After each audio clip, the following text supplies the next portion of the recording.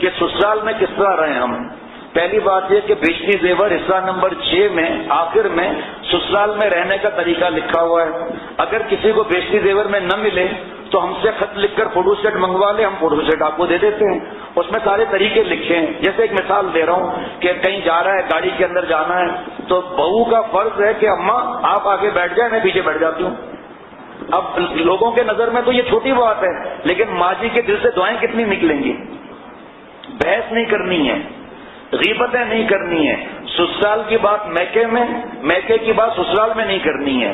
جس گھر میں بیاہ کر گئی وہاں پر پہلے سے 1 یا 2 بہویں ہیں تو ان کا عزت کرو, اکرام کرو, ان کی غیبت نہ کرو, آپس میں لڑانے کی فکر نہ کرو, اور ایک جگہ پر 2 نہ بیٹھو, ایک جگہ پر 2 نہ بیٹھو تو ایسی جگہ بیٹھو جہاں سب کو نظر آ رہا ہو. لیکن ایسا نہ ہو کہ 2 بیٹھی ہوئی ہیں اور باتیں کر رہی ہیں.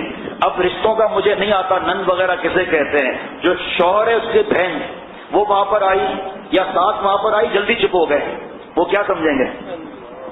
سمجھیں گے نہیں سمجھیں گے؟ وہ بہو بیٹھی ہوئی ہے, ساس بیٹھی ہوئی ہے, ایک اور بہو آئی, اس کو کہا کہ بہو تم جانا ذرا, مجھے اس سے کچھ بات کرنی ہے. تو وہ شیطان تو سب کے پیچھے لگا ہے, نفس تو سب کے پیچھے لگا ہے. تو اور اس معاملے میں جس کو پوچھنا وہ پوچھ لیں.